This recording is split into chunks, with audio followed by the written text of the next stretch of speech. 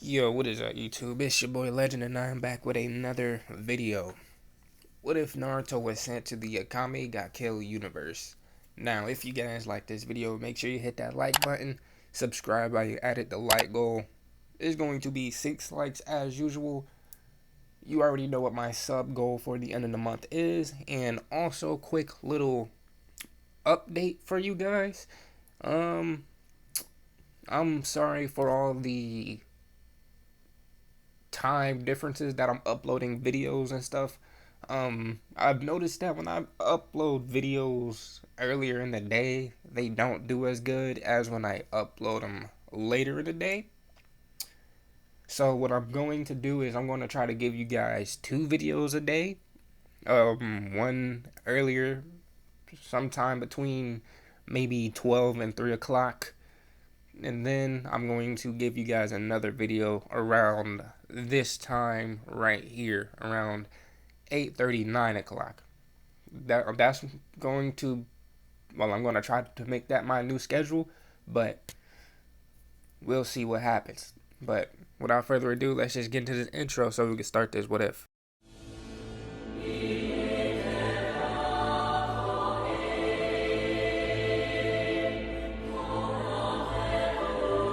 And now, this world shall know pain.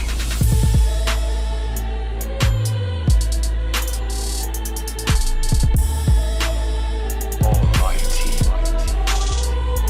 Push.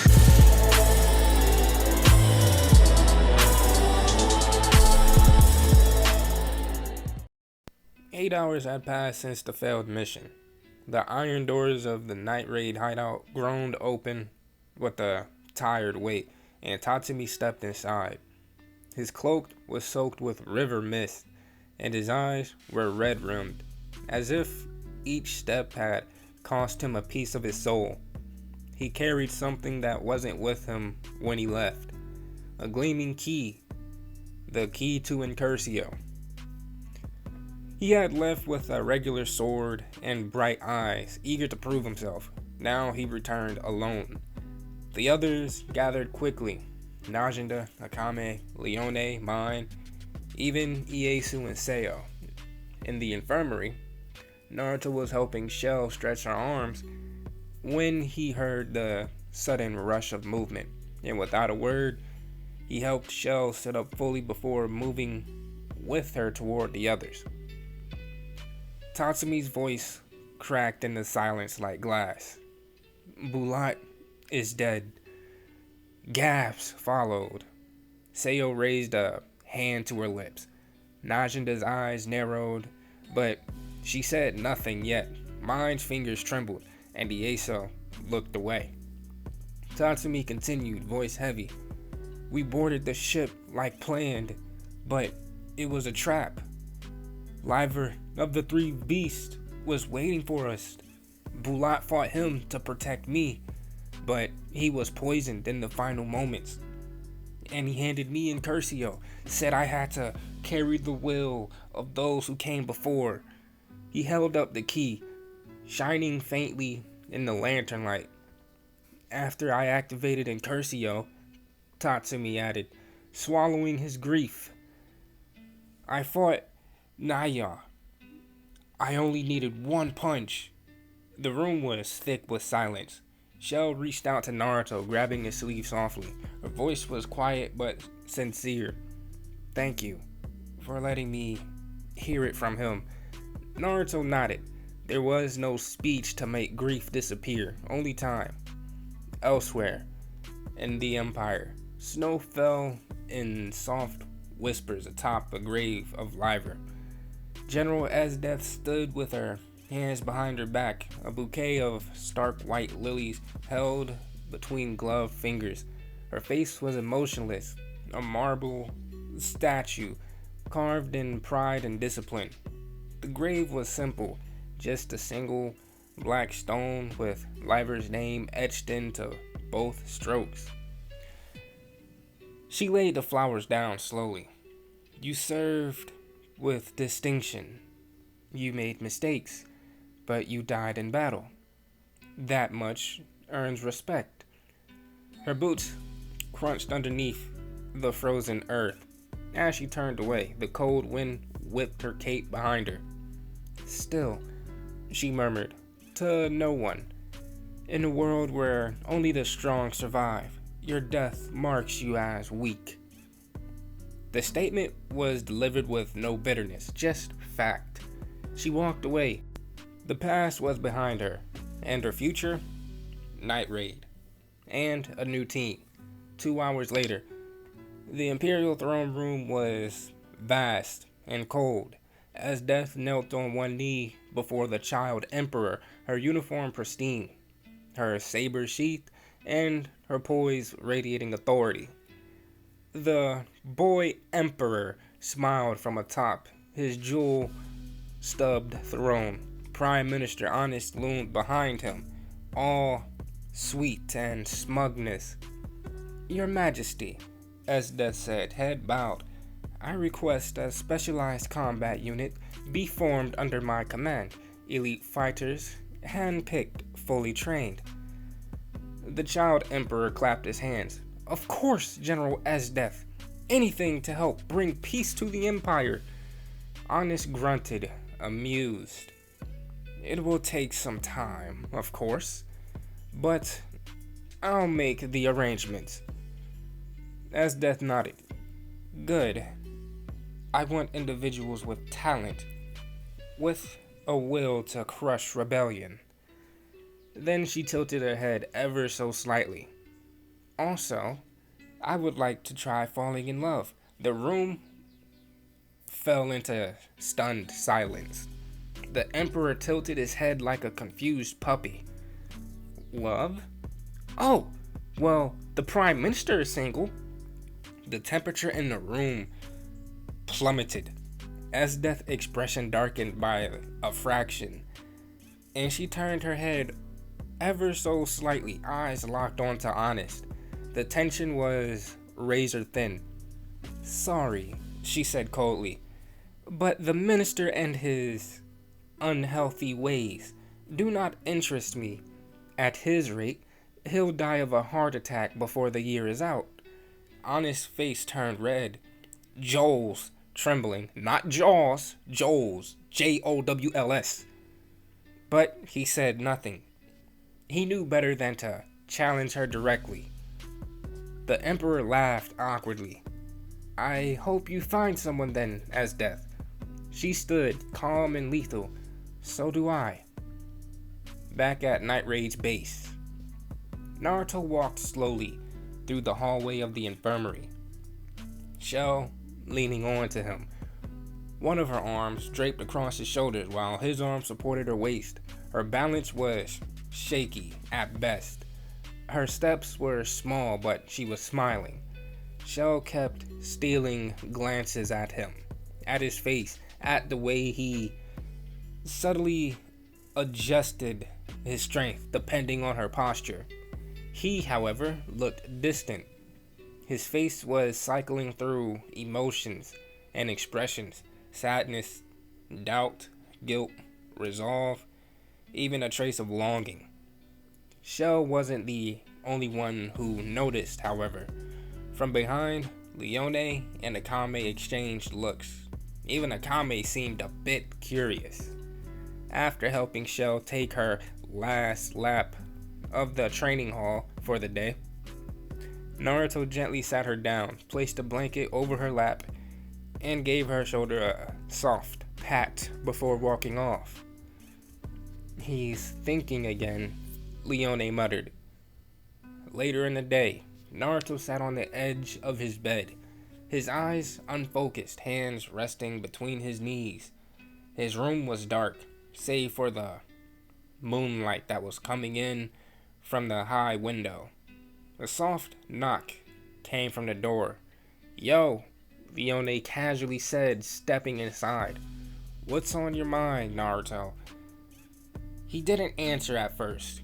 He thought about brushing her off, but then he looked at her, and the care in her eyes unraveled something inside of him. Leone, you know how I like Sheele, right? She grinned, though it didn't reach her eyes. Yeah, I'm aware of it. He sighed and leaned forward. There's more than one reason I haven't told her. I don't have much experience with women. The little I did have ended with me getting hit, just for being honest. But it's not just that. He turned his head slightly, voice quieter.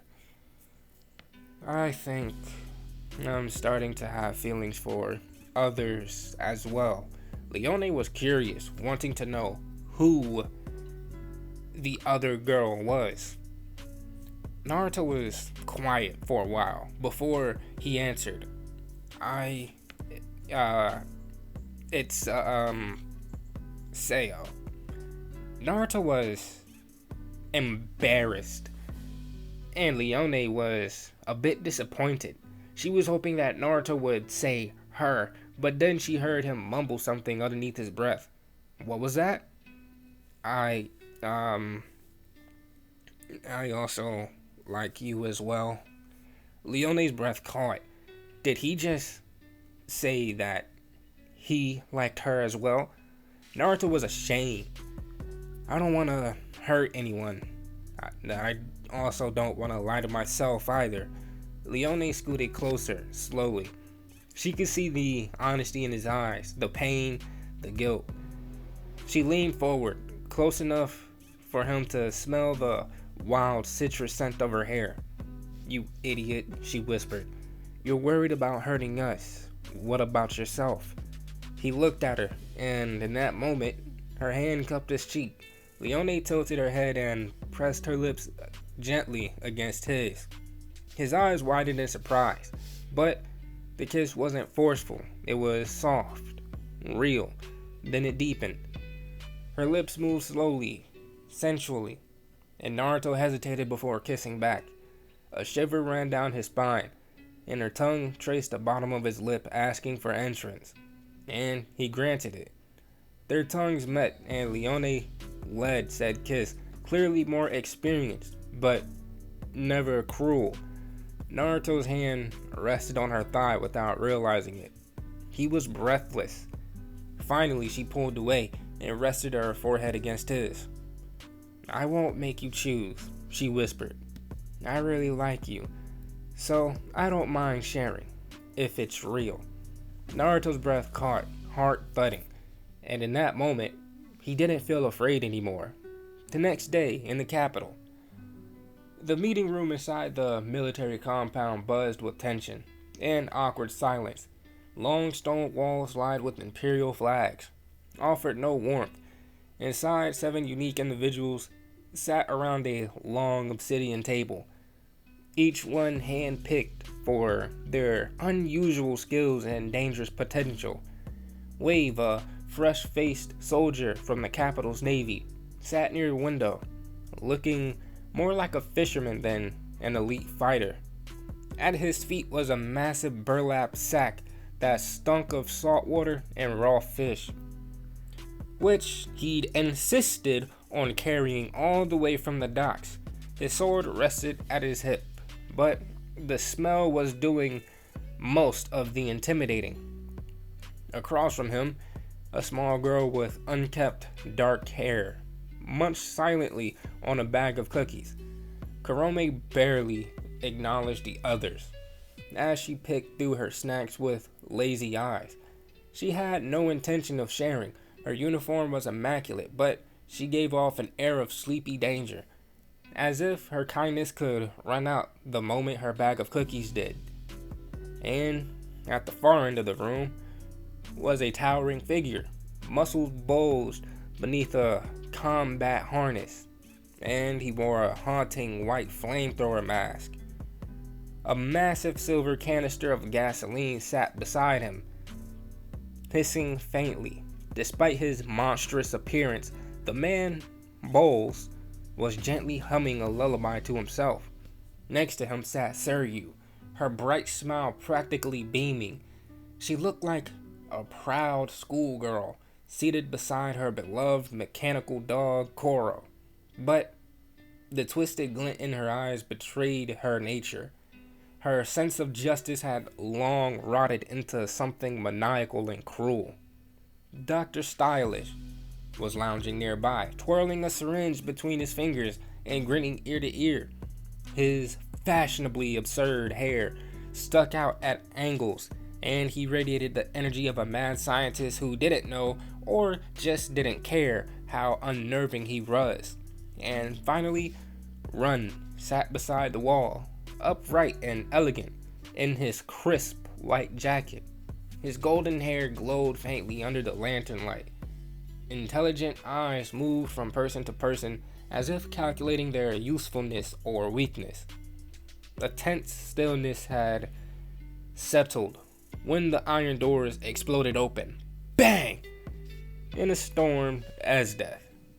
She wore a plain white mask over her face, her regal uniform billowing behind her like a cape in the wind. Her heels echoed sharply across the marble floor. "What are you all doing in here?" she barked.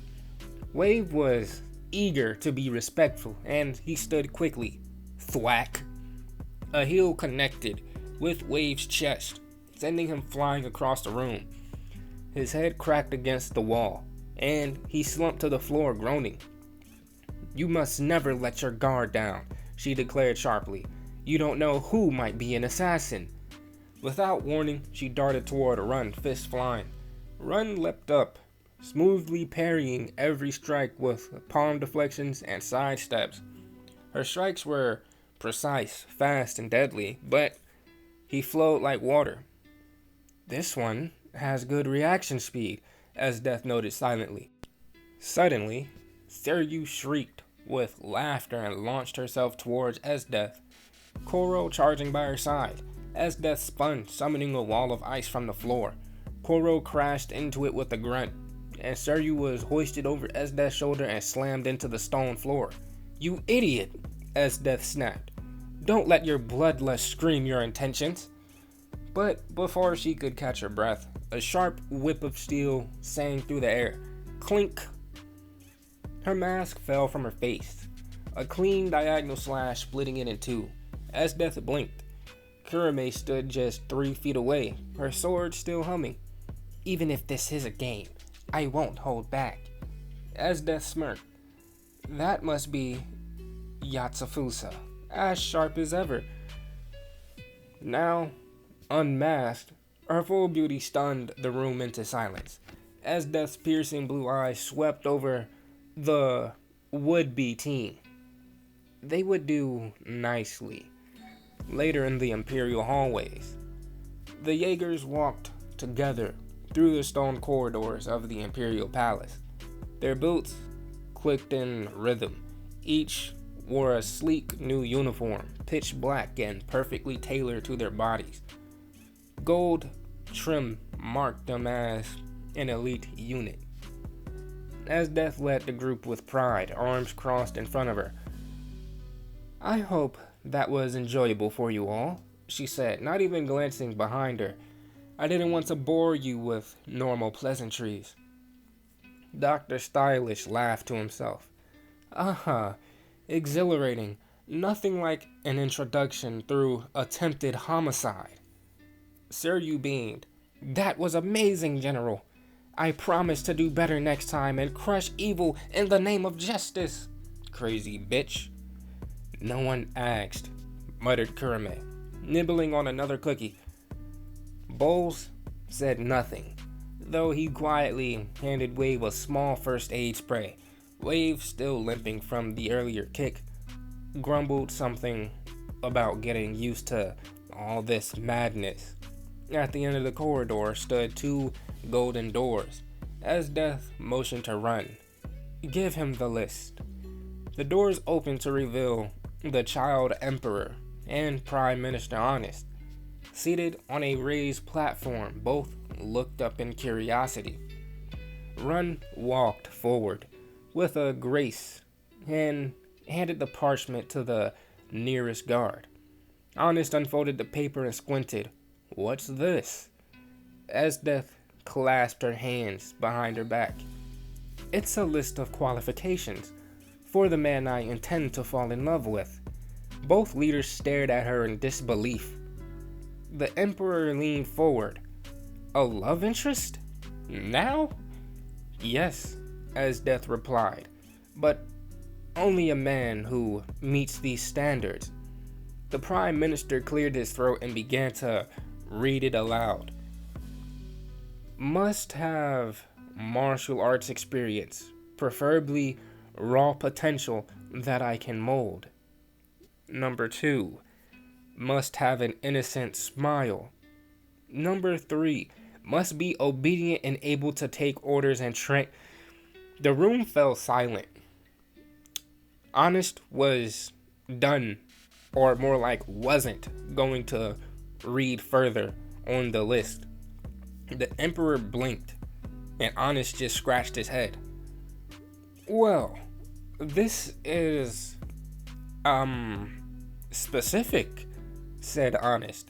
Then his eyes lit up, scheming, behind his grin. How about we host a tournament? Yes, a public spectacle. We invite men across the empire to compete.